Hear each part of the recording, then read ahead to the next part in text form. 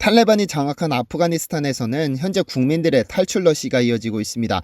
탈레반이 외국으로 떠나는 사람을 막지 않겠다고 주장하면서 공항으로 몰려들었지만 오히려 공항으로 가는 길목을 막아서는 등 방해 공작도 서슴지 않고 있죠. 현재 전 세계 많은 국가들은 자국에 협력했던 아프간인들을 자국으로 이송하는 비밀작전을 수행 중이며 한국 역시도 한국군 및 대사관에 협력했던 직원들을 한국으로 데려왔는데요. 그런데 한국 정부는 한국에 딱 20명 밖에 존재하지 않는 공정통제사 CCT를 투입시켰는데 모세의 기적이 벌어졌습니다.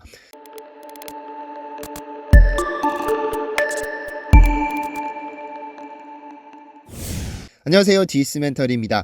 미국이 철군을 결정한 지 4개월도 지나지 않아 아프가니스탄에서 태동한 탈레반이 다시 아프가니스탄을 점령해버렸습니다. 아프간의 평화를 정착시키겠다는 미국은 자국민을 대피시키면서 완전히 철수해버렸고 아프가니스탄 대통령마저도 돈만 챙겨 떠난 것으로 알려졌습니다. 실제로 점령 이후 미국인과 미국에 협조했던 조력자 8만 명가량이 아프간을 탈출했죠. 이 과정에서 제발 데려가 달라면서 비행기에 매달리는 등 공항은 말 그대로 카오스 자체였습니다. 원래 탈레반은 자신들에게 반대하는 반대 세력만 아니라면 외국으로 떠나는 사람을 막지 않겠다고 주장했습니다만 이 주장이 사실이 아니라는 유엔 기밀보고서가 등장했습니다. 영국 BBC는 탈레반이 체포 우선순위 명단을 가지고 집집마다 돌아다니면서 수색 중이라면서 자수하지 않으면 가족이 위험해진다면서 위협하고 있다고 전했는데요.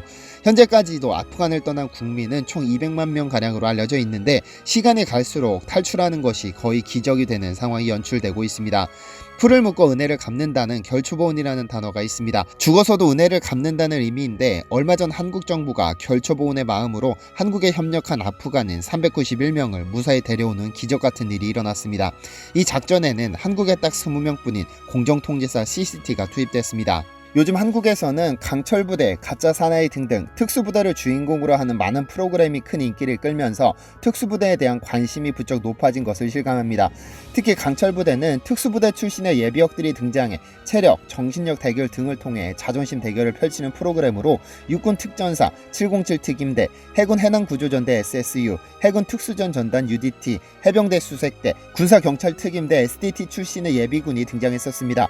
이들이 몸담았던 특수부대는 전부 손에 꼽히는 정예요원들로 꾸려졌지만 강철부대에 등장하지 않은 특수부대가 있습니다. 바로 공정통제사 CCT인데요. 이들 특수부대원들은 전술공수작전과 특수작전 임무를 위해 특수교육과 훈련을 이수한 부사관으로 구성되어 있는데 전체 부대원이 20명 남짓하는 특수부대 중에 특수부대라고 불리는데요. 방송 또는 언론에 공개되지 않은 이들을 부르는 이름은 많습니다. 붉은 베레부터 침투로의 개척자 또는 가장 먼저 침투해 가장 늦게 탈출하는 특수부대 등등의 이름을 가지고 있는 이들의 임무는 확고합니다. 가장 먼저 적진으로 침투해서 가장 늦게 탈출하는 것이죠. 다시 말해 전쟁이 발발하면 아군이 안전하게 침투할 수 있도록 공정작전을 수행하는데 공정작전이랑 전쟁 시 공수부대원이나 물자를 공수하는 작전입니다. 이를 위해 가장 먼저 헬기에서 낙하하거나 바다 밑으로 잠수해 은밀히 잠입하거나 수단과 방법을 가리지 않고 유령처럼 적진을 파고듭니다.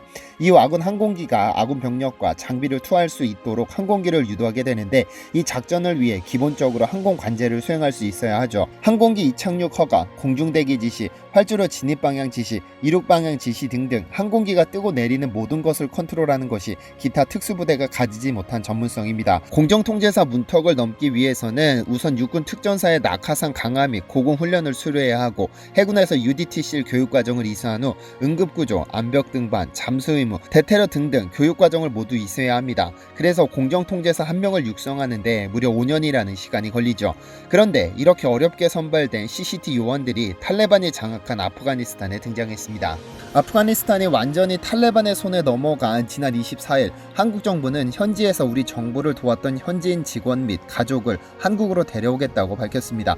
현재 아프간인들은 수년간 한국의 대사관과 병원, 직업훈련원 등에서 근무했는데 한국을 도와준 조력자들을 보복 위험에 노출시킬 수 없다면서 한국으로 이송해 특별 거주를 허용해 주었죠.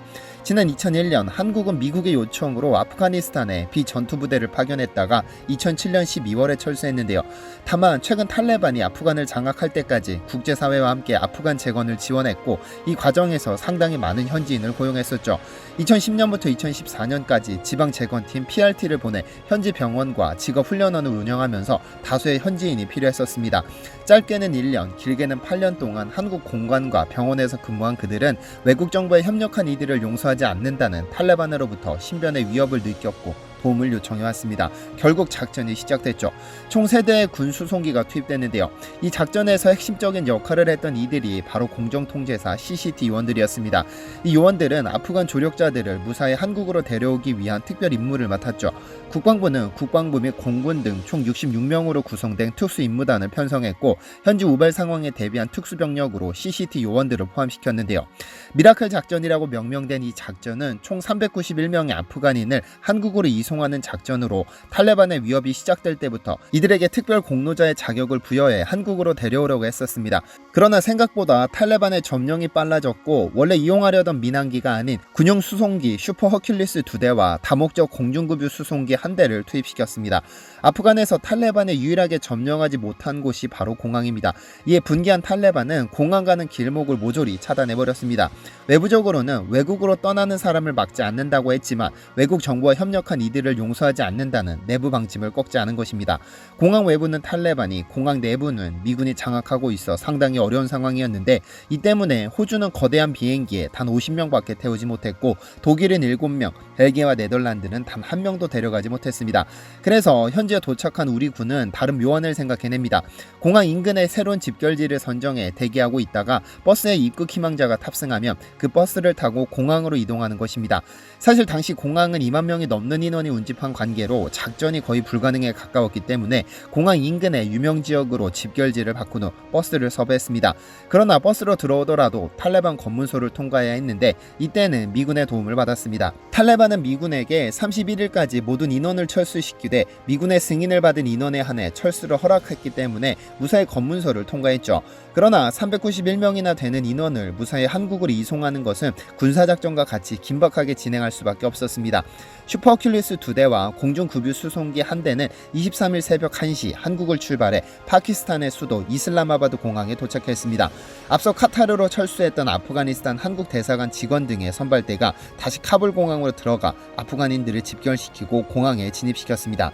이슬람아바드에 도착한 CCT 요원들은 실제 전쟁에 가까운 작전을 수행하기 시작했죠.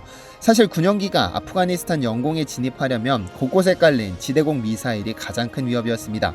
이 때문에 지대공 미사일을 회피할 수 있는 장비를 갖춘 슈퍼 허큘리스가 먼저 아프가니스탄에 진입해 이송 인원을 태운 후 이슬람아바드에서 급유 수송기가 한국으로 이송하기로 했는데요. 우선 슈퍼 허큘리스가 카불 공항으로 진입하면서 급강하와 급상승, 좌우 90도에 가까운 선해 비행 등으로 지대공 미사일을 피했고 2대가 차례로 카불 공항과 이슬람아바드를 왕복해 모든 인원을 안전하게 대피시켰습니다. 그리고 이슬람아바드에서 대기 중이던 급유 수송기는 이들을 전부 태우고 무사히 한국에 도착했고 이들은 충북 진천의 국가공무원 인재개발원에 무사히 도착했습니다. 이 과정에서 감동적인 장면이 연출되기도 했는데요. 김일흥 아프가니스탄 공사 참사관은 이번 수송작전을 지휘했는데요. 김 참사관은 최태호 아프가니스탄 대사와 함께 마지막으로 아프가니스탄을 떠난 인물로 카불을 떠나면서 그와 함께 일하던 현지 직원들을 데려가지 못해 굉장히 속상했었다고 합니다.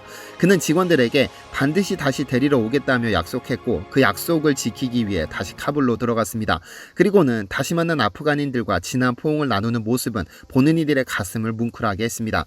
한편 법무부는 이들에게 90일 동안 체류할 수 있는 단기 비자를 발급한 후 추후 출입국 관리법 시행령 개정안이 통과되며 특별 공로를 근거로 장기 체류 비자를 발급할 예정입니다. 또한 정부는 아프간 현지 상황을 고려해 국내에 머무는 아프간인 434명에게 현재 정세가 안정화될 때까지 인도적 특별 체류를 허가했고 불법 체류자 72명에게도 동일하게 적용시켰습니다. 이들을 현지로 내모는 것은 비인도적인 결정일 테니까요. 개구리 올챙이 시절 생각 못한다는 말이 있습니다. 한국은 과거 일본의 식민 지배를 겪고 6.25를 겪으면서 지구에서 가장 가난한 나라였습니다. 이때 서방의 많은 국가들은 한국의 아픔을 공유하며 지원을 아끼지 않았고 결국 70년 만에 한국은 세계에서 가장 잘 사는 나라가 되었습니다. 현재 아프가니스탄은 아픔을 느낄 겨를도 없이 탈레반의 소나기에 떨어졌고 앞으로 얼마나 더 큰 아픔이 있을지 알 수 없습니다. 국제사회는 말로만 하는 지원이 아니라 한국을 롤모델로 아프가니스탄을 도왔으면 좋겠습니다. 시청해주셔서 감사합니다.